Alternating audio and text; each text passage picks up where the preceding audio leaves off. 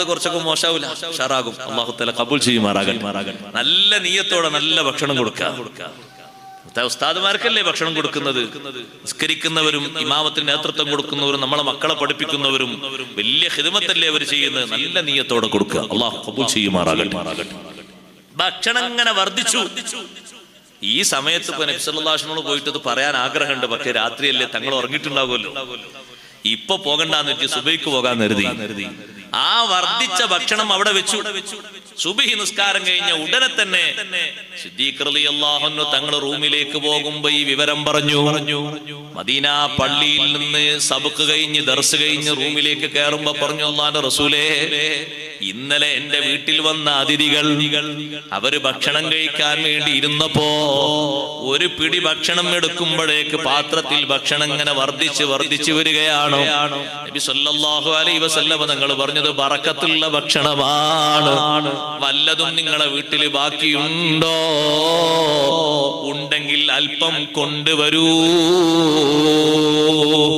ബറക്കത്തുള്ള ഭക്ഷണം ചോദിച്ച് വാങ്ങുന്നത് നല്ലതാണ്. ഇമാമിങ്ങൾ ഹദീസ് ഉദ്ധരിച്ചുകൊണ്ട് പറയുന്നു, ബറക്കത്തുള്ള ഭക്ഷണം ആരുടെയെങ്കിലും പക്കൽ സൂക്ഷിപ്പുണ്ടെങ്കിൽ അത് ചോദിച്ച് വാങ്ങുന്നത് നല്ലതാണ്. തലേ ദിവസം രാത്രിയിലുള്ള ഭക്ഷണമാണ് പിറ്റേന്ന് സുബ്ഹിക്ക് ശേഷം ഭക്ഷിക്കുന്നത്. സയ്യിദുനാ റസൂലുള്ളാഹി സ്വല്ലല്ലാഹു അലൈഹി വസല്ലം ഒരു രാത്രി ഉറങ്ങി എന്ന് കരുതിയിട്ട് ആ കറി ഉപയോഗിക്കാൻ പറ്റാത്ത രൂപത്തിലൊന്നും ആയിട്ടില്ല, ടേസ്റ്റ് ഒന്നും മാറിയിട്ടില്ലെങ്കിൽ അത് ചിന്തിക്കളയണ്ട, മറ്റൊരു ഭാഗത്തേക്ക് വേസ്റ്റാക്കി തള്ളണ്ട, ഭക്ഷണം ഒഴിച്ചു കളയണ്ട. നമ്മുടെ രാജ്യത്ത് മണ്ണ് തിന്ന് ജീവിക്കുന്നവരുണ്ടെന്നുള്ള വിഷയം മറക്കാതിരിക്കണേ. മണ്ണ് കുയച്ചുകൊണ്ട് തിന്നുന്ന ആളുകൾ ഇന്ത്യ രാജ്യത്ത് ജീവിക്കുന്നവരിലുണ്ട്. ഭക്ഷണം കിട്ടാതെ പാത്രങ്ങളുമായി ഹോട്ടലിന്റെ മുന്നിൽ നടക്കുന്നവര് ഇന്നും പലയിടത്തും കാണാം. സുബ്ഹാനല്ലാഹ്. രാത്രി ഉറങ്ങിയ ഭക്ഷണം എന്ന നിലക്ക്, രാത്രി ഉറങ്ങിയ കറിയാണ് എന്ന നിലക്ക് വേസ്റ്റായി തള്ളിയേക്കരുത്. രുചി മാറ്റമോ കേടാകുന്ന രൂപത്തിലോ ആയിട്ടില്ലെങ്കിൽ അത് ഭക്ഷിക്കുന്നത് നല്ലതാണ്.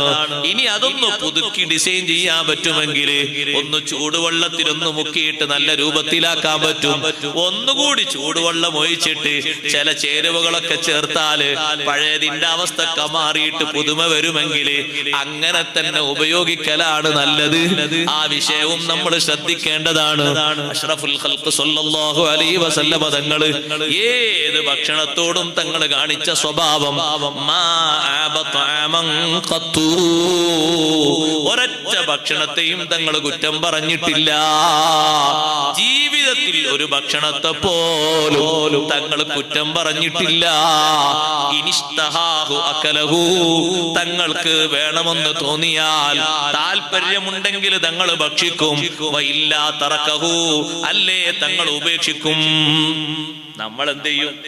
കൊണ്ടുവന്നത് ഒരു 350 കിലോന് 350 രൂപ ആദ്യമായിട്ട് കൊടുത്തിട്ട് ഒരു കിലോ മീൻ വാങ്ങിക്കൊണ്ട് ഇതുവരെ കൊണ്ടുവന്നൊക്കെ 100, 150, 50 ഒക്കെ.